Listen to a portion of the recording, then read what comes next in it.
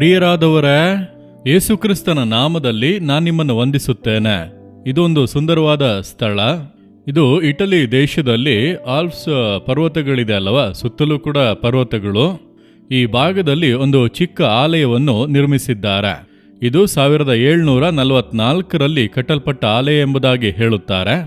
ಚಿಕ್ಕ ಒಂದು ಆಲಯ ಅಷ್ಟೇ, ಒಳಗೆ ಒಂದು 10-15 ಜನರು ಕುಳಿತು ಆರಾಧನೆ ಮಾಡಬಹುದು. ಈ ಭಾಗದಲ್ಲಿರುವಂಥ ಕೆಲ ಜನರು ಬಂದು ಇಲ್ಲಿ ಆರಾಧನೆ ಮಾಡುತ್ತಾರೆಂಬುದಾಗಿ ಅನಿಸುತ್ತದೆ. ಇದರ ಹಿಂಭಾಗದಲ್ಲಿ ಬೆಟ್ಟ ಪ್ರದೇಶ ಇದೆ. ಇದನ್ನು ನೋಡುವುದಕ್ಕೆ ಅನೇಕ ಕಡೆಗಳಿಂದ ಪ್ರವಾಸಿಗರು ಬರುತ್ತಾರೆ. ಸರಿ, ಆಲಯ ಅಂದ ಕೂಡಲೇ ಯಾವುದನ್ನು ಸೂಚಿಸುತ್ತದೆ? ದೇವರ ಸಮ್ಮುಖ. 1 ಕೊರಿಂಥದವರಿಗೆ 1ನೇ ಅಧ್ಯಾಯ 9ನೇ ವಾಕ್ಯದಲ್ಲಿ, ದೇವರು ನಂಬಿಗಸ್ತನು, ನಮ್ಮ ಕರ್ತನಾದ ಯೇಸು ಕ್ರಿಸ್ತನೆಂಬ ತನ್ನ ಮಗನ ಅನ್ಯೋನ್ಯತೆಗೆ ನಮ್ಮನ್ನು ಕರೆದವನು ಆತನೇ. ನಾವು ದೇವರೊಂದಿಗೆ ಅನ್ಯೋನ್ಯವಾಗುವುದಕ್ಕೆ, ಯೇಸುವಿನೊಂದಿಗೆ ಅನ್ಯೋನ್ಯವಾಗಿರುವುದಕ್ಕೆ ಕರೆಯಲ್ಪಟ್ಟಿದ್ದೇವೆ ಎಂಬುದಾಗಿ ಸತ್ಯವೇದವು ಹೇಳುತ್ತದೆ. ನೀವು ನಾನು ಯೇಸುವಿನೊಂದಿಗೆ ಅನ್ಯೋನ್ಯವಾದಂಥ ಜೀವಿತ ಜೀವಿಸಬೇಕು. ಅಂದರೆ ಯೇಸುವಿನೊಂದಿಗೆ ನಡೆಯುವಂಥ ಜೀವಿತ ಅಂತಾರೆ ನಾನು ಪದೇ ಪದೇ ಹೇಳುವಂಥದ್ದು. ಯೇಸುವಿನೊಂದಿಗೆ ನಡೆಯುವುದು ಅಂದರೆ ಆತನೊಂದಿಗೆ ಅನ್ಯೋನ್ಯವಾಗಿ ಇರುವಂಥದ್ದು.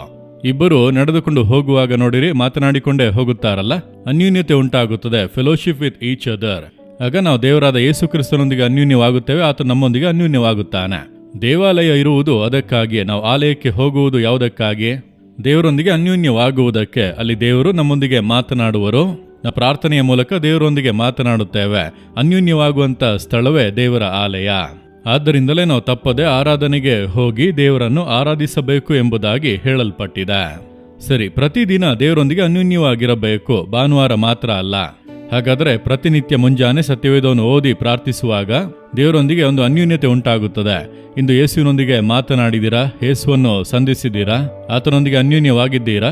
ಆತನೊಂದಿಗೆ ಅನ್ಯೋನ್ಯವಾಗುವುದಕ್ಕೆ ತಾನೇ ನಾವು ಕರೆಯಲ್ಪಟ್ಟಿದ್ದೇವೆ. ಬರೀ ಆಶೀರ್ವಾದಗಳನ್ನು ಹೊಂದಿಕೊಳ್ಳುವುದಕ್ಕೆ ಮಾತ್ರ ಅಲ್ಲ, ದೇವರೊಂದಿಗೆ ಅನ್ಯೋನ್ಯವಾದಂಥ ಜೀವಿತವನ್ನು ಜೀವಿಸುವುದಕ್ಕೆ ನಾವು ಕರೆಯಲ್ಪಟ್ಟಿದ್ದೇವೆ. ಅದಕ್ಕಾಗಿಯೇ ಯೇಸು ಶಿಲುಬೆಯಲ್ಲಿ ತನ್ನನ್ನು ಬಲಿಯಾಗಿ ಕೊಟ್ಟು ಜೀವದಿಂದ ಎದ್ದು ನನ್ನ ಸಂಗಡ ಇದ್ದೇನೆಂಬುದಾಗಿ ಹೇಳುತ್ತಾನೆ. ಇಂದು ಒಪ್ಪಿಸಿ ಕೊಡುವಿರಾ? ಯೇಸುವೆ ನಿಮ್ಮೊಂದಿಗೆ ಅನ್ಯೋನ್ಯವಾಗಿರುವುದಕ್ಕೆ ನನ್ನನ್ನು ಕರೆದಂಥ ದೇವರಿಗೆ ಸ್ತೋತ್ರ. ನಾನು ನಿಮ್ಮೊಂದಿಗೆ ಅನ್ಯೋನ್ಯವಾಗಿ ನಿಮ್ಮ ಸ್ವರವನ್ನು ಕೇಳುವುದಕ್ಕೂ, ನಿಮ್ಮೊಂದಿಗೆ ಮಾತನಾಡುವುದಕ್ಕೂ, ನಿಮ್ಮೊಂದಿಗೆ ಅನ್ಯೋನ್ಯವಾಗಿರುವುದಕ್ಕೂ ನನಗೆ ಕೃಪೆ ಕೊಡಿರಿ. ಇಂದು ಮಾತ್ರವಲ್ಲ, ಅನುದಿನವೂ ನಿಮ್ಮೊಟ್ಟಿಗೆ ಅನ್ಯೋನ್ಯವಾಗಿ ಬಾಳುವಂಥ ಜೀವಿತಕ್ಕೆ ಒಪ್ಪಿಸಿ ಕೊಡುತ್ತೇನೆ. ಯೇಸುವಿನ ನಾಮದಲ್ಲಿ ಪ್ರಾರ್ಥಿಸುತ್ತೇನೆ ತಂದೆಯೇ. ಆಮೇನ್, ಆಮೇನ್. Jesus redeem Kannada YouTube channel ಅನ್ನು ಸಬ್ಸ್ಕ್ರೈಬ್ ಮಾಡಿ. ಸಬ್ಸ್ಕ್ರೈಬ್ ಬಟನ್ ಕ್ಲಿಕ್ ಮಾಡಿ ಮತ್ತು ಬೆಲ್ ಬಟನ್ ಒತ್ತಿ. ಅನುದಿನ ಕಾರ್ಯಕ್ರಮದ ಮಾಹಿತಿ ಪಡೆಯಿರಿ.